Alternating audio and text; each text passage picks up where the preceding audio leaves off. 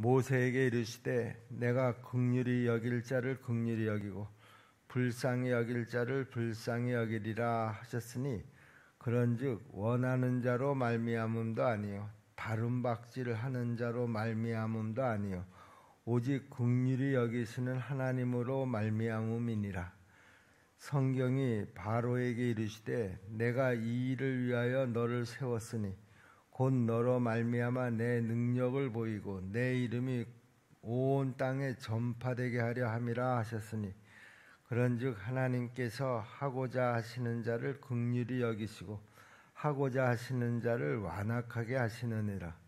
혹 네가 내게 말하기를 그러면 하나님이 어찌하여 허물하시느냐 누가 그 뜻을 대적하느냐 하리니 이 사람아 네가 누구이기에 감히 하나님께 반문하느냐 지음을 받은 물건이 지은 자에게 어찌 나를 이같이 만들었느냐 말하겠느냐.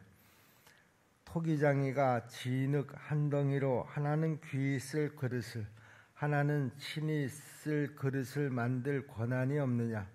만일 하나님이 그의 진노를 보이시고 그의 능력을 알게 하고자 하사 말하기로 준비된 진노의 그릇을 오래 참음으로 관용하시고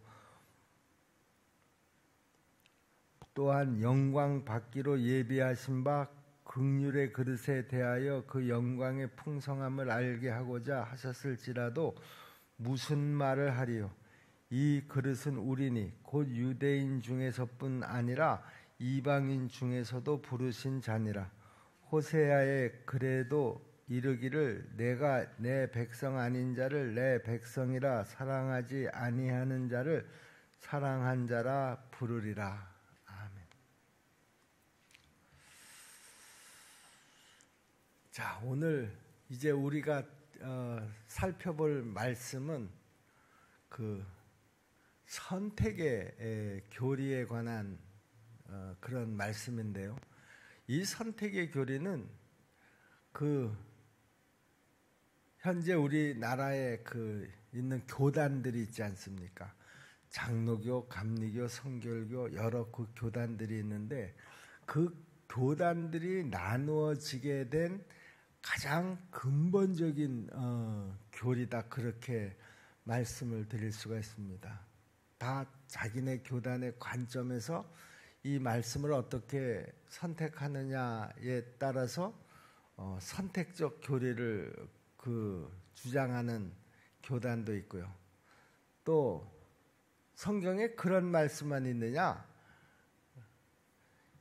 자유의지에 관한 그런 말씀도 있지 않느냐? 그래서 자유의지를 주장하는 그런 그 교단 교리도 있고요. 어쨌든 이 교리에 관해서 여러 의견들이 있는 것이 사실입니다. 저는 개인적으로 그렇게 생각을 합니다. 어떤 교단의 교리가 맞다 틀리다 이것을 주장하기 전에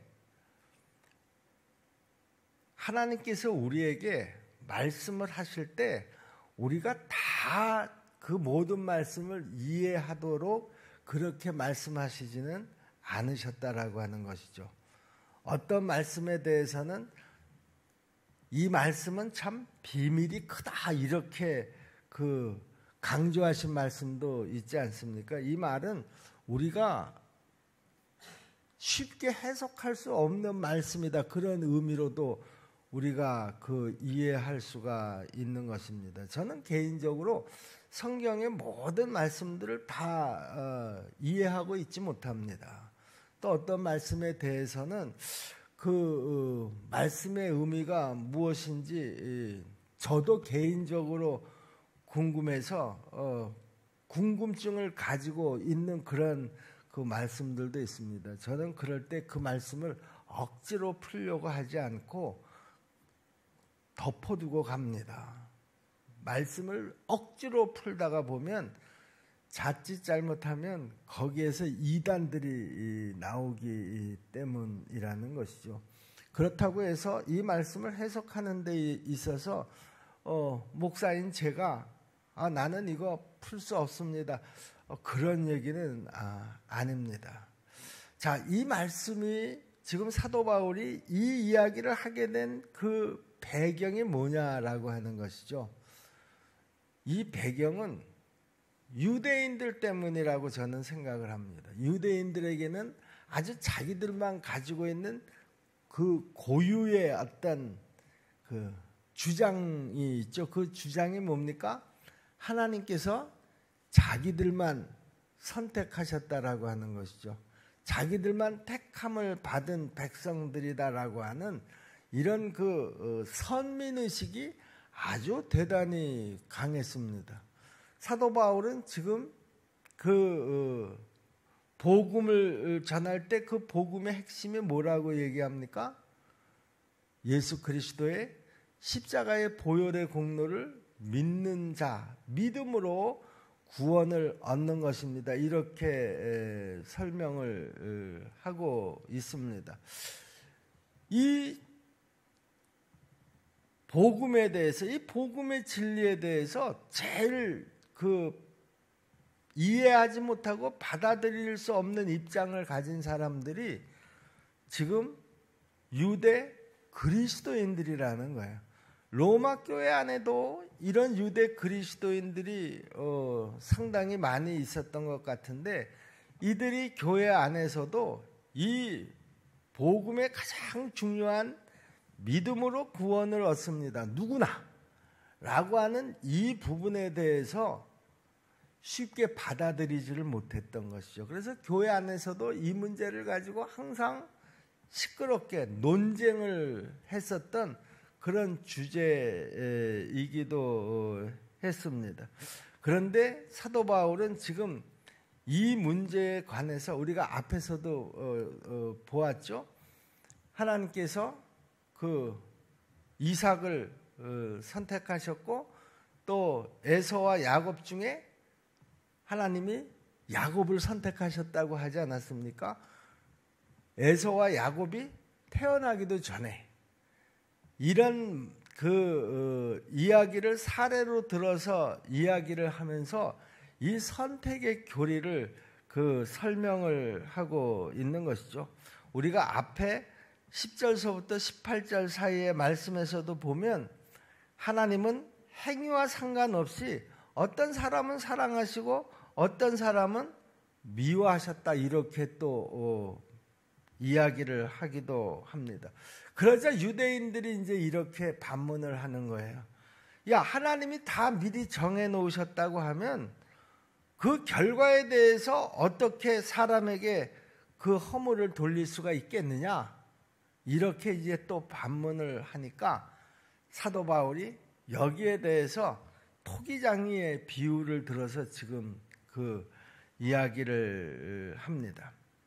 어쨌든 하나님이 구원받을 자를 당신이 주권적으로 선택하셨다라고 하는 이 선택의 교리를 들으면은요, 많은 사람들이 이렇게 의문을 제기를 합니다.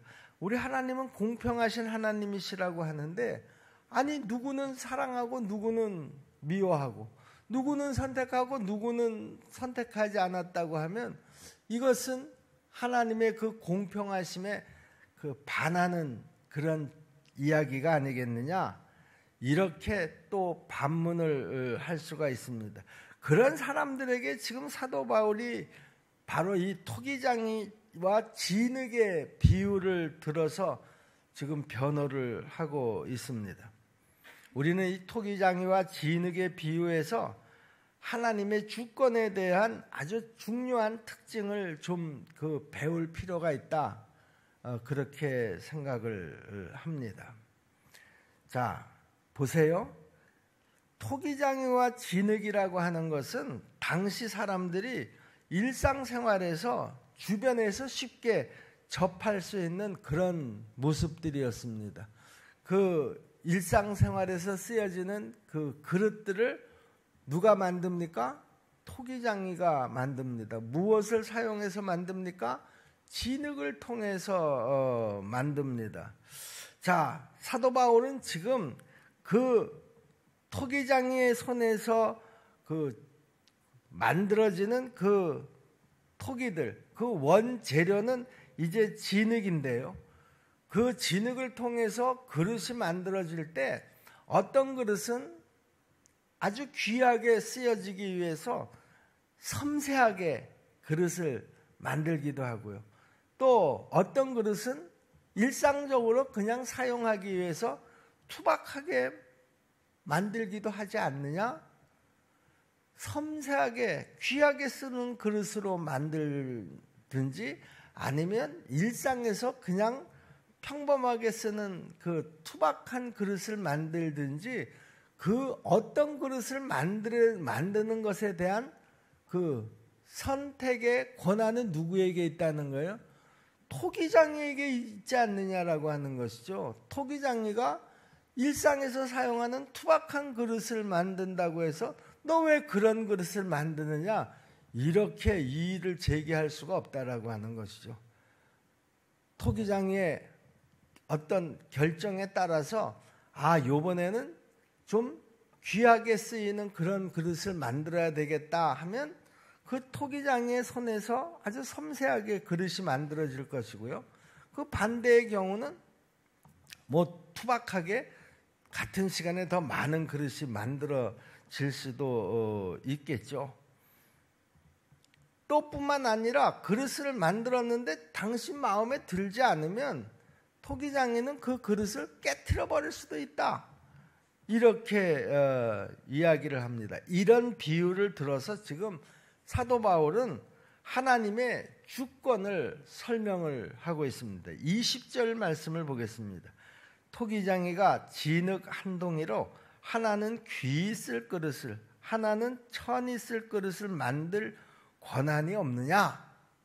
이렇게 이제 그 사도 바울이 설명을 합니다. 이것은 철저하게 그 토기장이의 뜻에 의해서 그릇의 그 내용이 결정되는 것처럼 바로 선택이라고 하는 것도 절대적으로 하나님의 그 결정에 그 선택이 달려있다 하는 것을 지금 그 사도 바울이 설명을 하고 있습니다. 인간의 구원 사역을 능동적으로 이루신 하나님은 그 구원을 완성하시는 과정에서 당신이 누구를 택하실 것인가에 대해서도 하나님은 스스로 누구의 간섭도 없이 당신이 주권적으로 결정을 하신다라고 하는 것입니다. 여러분, 우리는 예수 그리스도를 통한 구원의 은혜가 하나님의 선하심과 그 사랑을 반영하고 있는 것처럼 구원받을 자를 선택하시는 하나님의 사역도 마찬가지로 하나님의 긍휼과 자비를 전제로 하고 있다. 우리가 그렇게 믿습니다. 여러분, 우리가 구원받은 그 근거는 뭡니까? 자격이 있어서 구원을 받았습니까? 아니요. 우리는 누구도 구원받을 자격이 없음에도 불구하고 하나님께서는 우리를 선택하시고 구원을 베풀어 주신 줄로 믿습니다. 여러분, 우리가 여기에서 이 선택의 교리에서 그 중요한 것은 그런 것입니다. 지금 이것이 잘못 사람들에게 자꾸만 그 의문을 제기하고 오해가 되어지는 그 이유가 뭔가 하면은요, 이게 유대인들하고의 논쟁에서 자꾸만 그 이야기가 그 진행이 되고 있기 때문에 유대인들은 지금 이 선택적 교리의 핵심은 뭔가 하면 유대인들만 하나님이 선택하지 않으셨다라고 하는 거예요.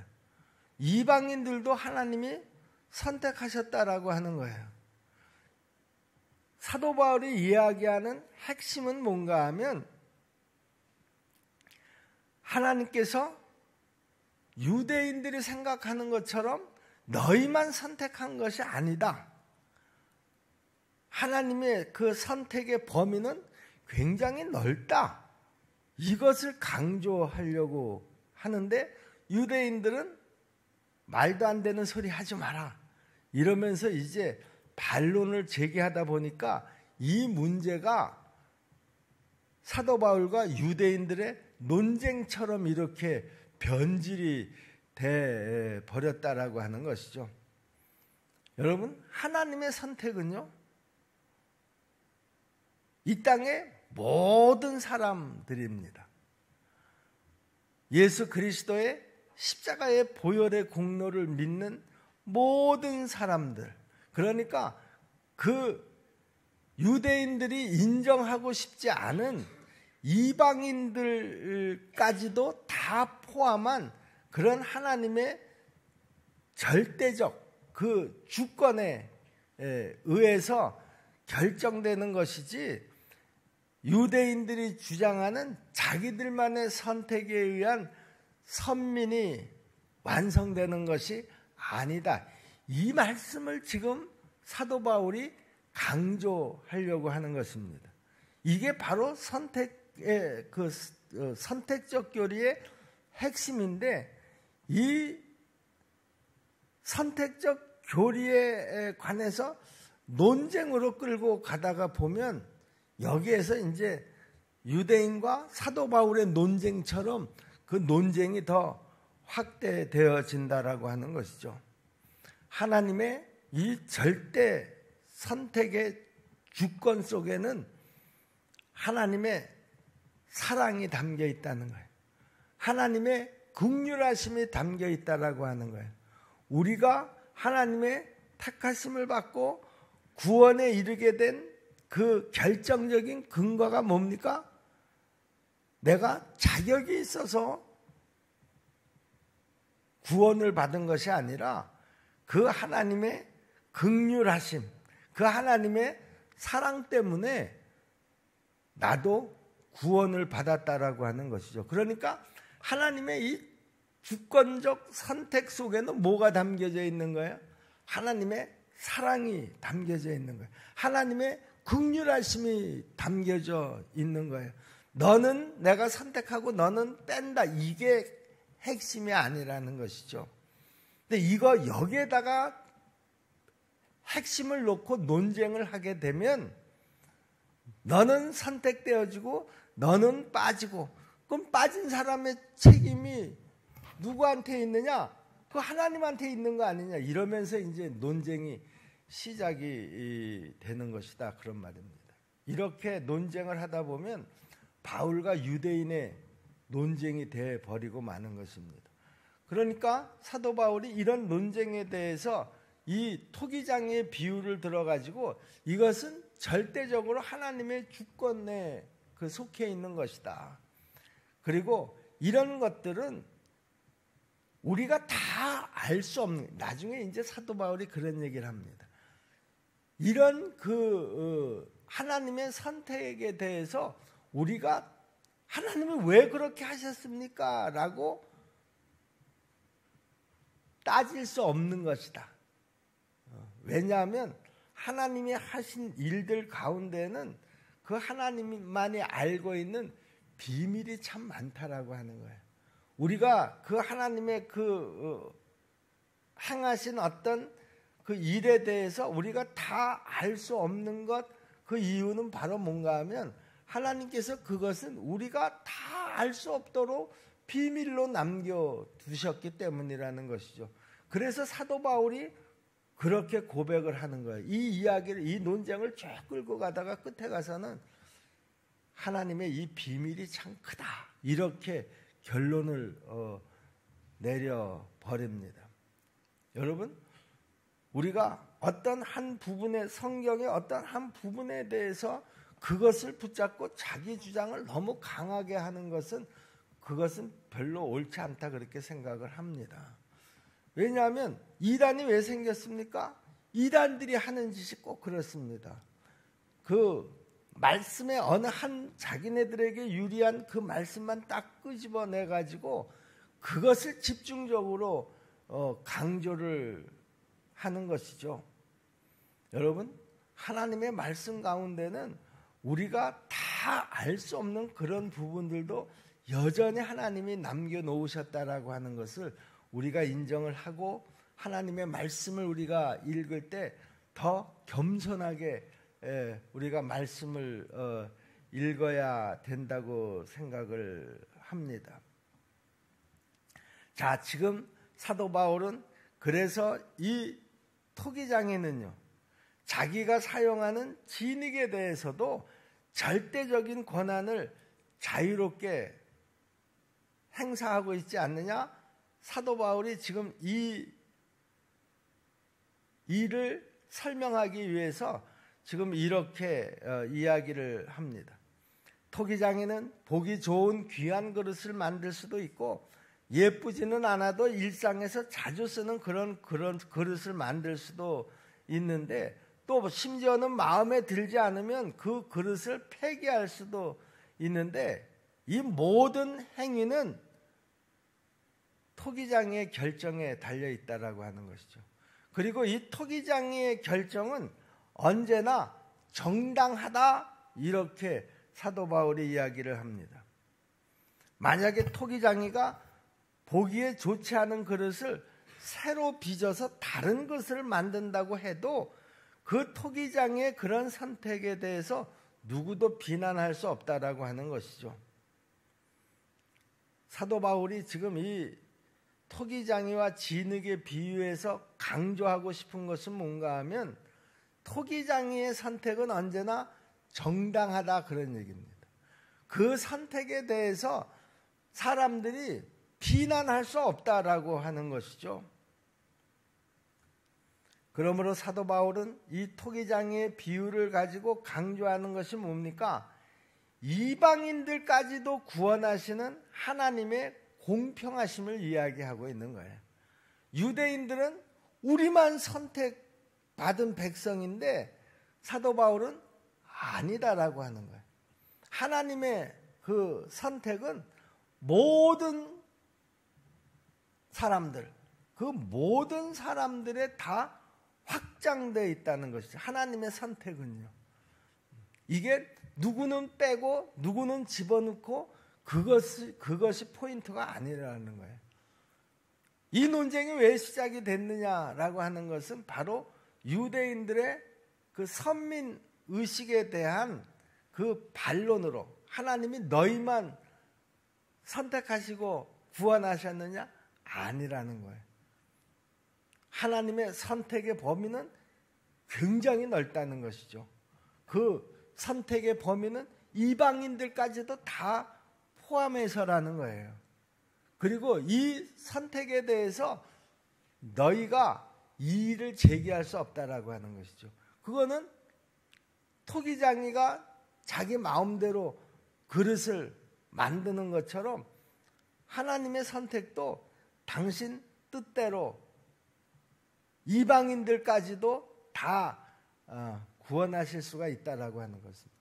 이것이 선택의 교리의 핵심인데, 사람들은 여기에서 자꾸만 인간적인 생각을 개입을 시켜가지고 너는 선택되고 너는 선택되지 않고, 이 교리에 대한 논쟁이 나중에는 얼마나 유치해지기 시작을 하는가 하면은요, 하나님이 한번 선택한 백성이라고 하면 그가 무슨 행동을 하든지 결국에는 하나님께서 그 사람을 구원시키신다.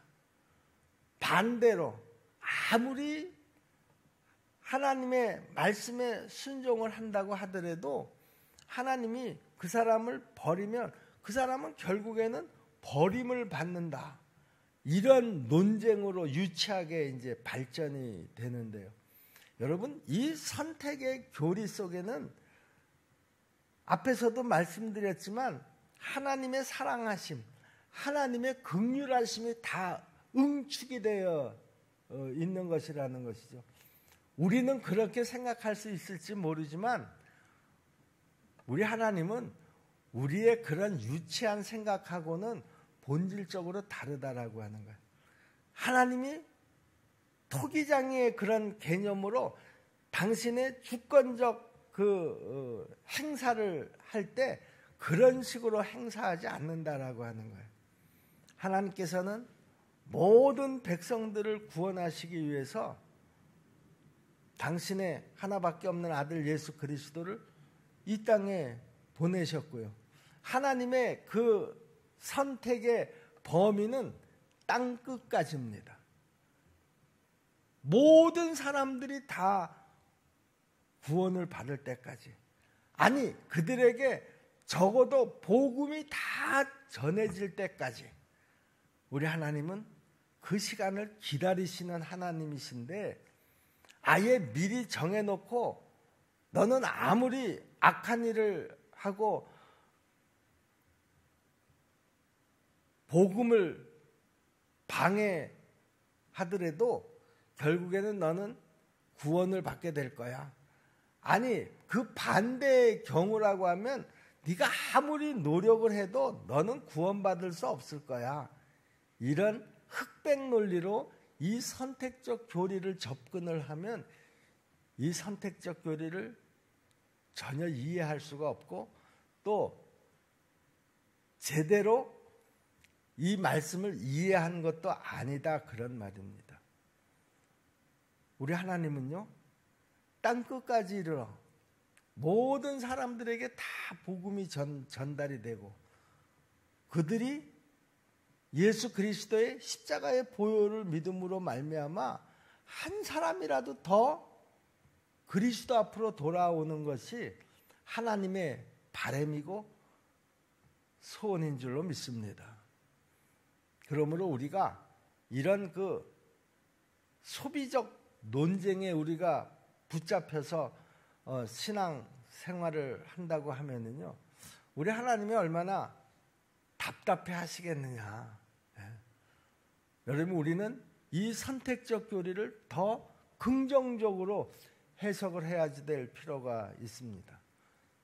우리 하나님이 이 선택적 그 교리를 이야기하시는 근거는 유대인들만 구원받는 것이 아니라 모든 사람들을 하나님이 다 부르셨다라고 하는 이 전제 하에서 이 말씀이 해석이 되어져야 한다라고 하는 것이죠. 우리 십정동계 성도 여러분, 이제 우리가 말씀을 해석하고 들을 때요, 하나님의 말씀을 너무 편협하게 좁혀서 듣지 않기를 간절히 바랍니다. 그리고 어느 한 부분만 가지고 그 해석을 하고 그것이 옳다 그르다를 갖다가 그 판단하는 것은 별로 바람직한 모습이 아니다라고 하는 것이죠.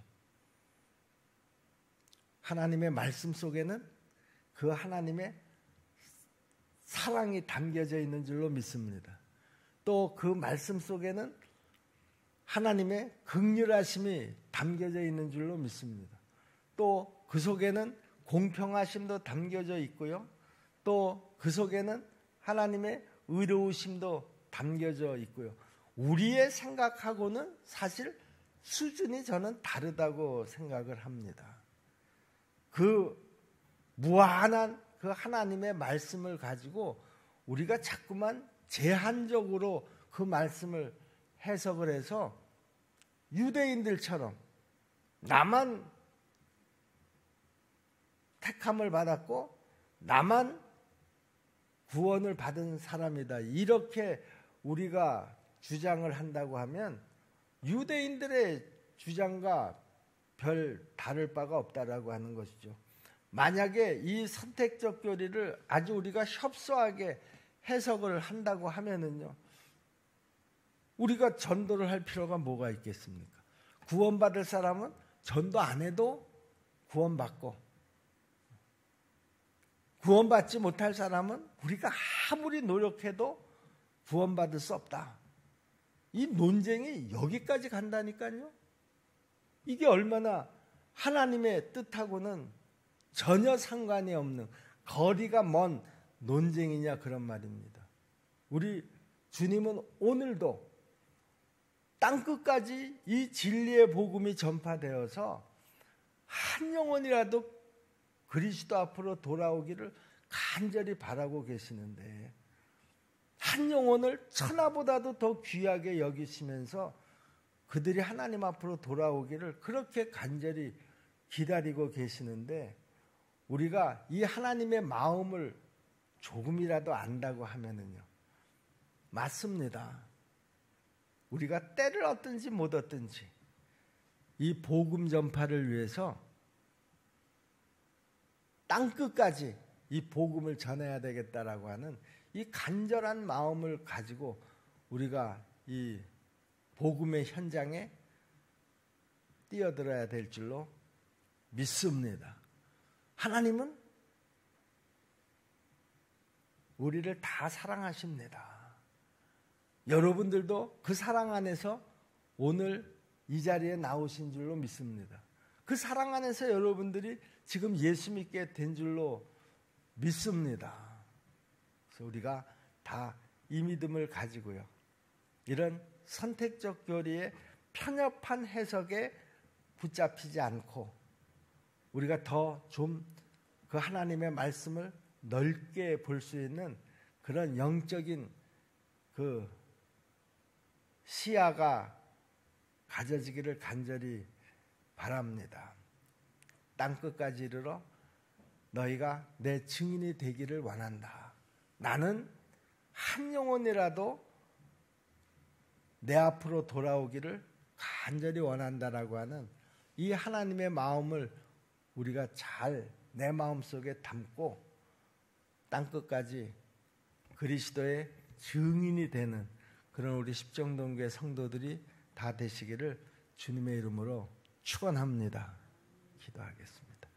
은혜로우신 아버지 하나님, 우리가 때로는 하나님께서 말씀하신 그 말씀의 의미와 뜻을 정확하게 알 수 없는 말씀들도 있습니다. 우리는 그런 말씀을 두고 믿는 사람끼리도 때로는 논쟁을 할 때가 있습니다.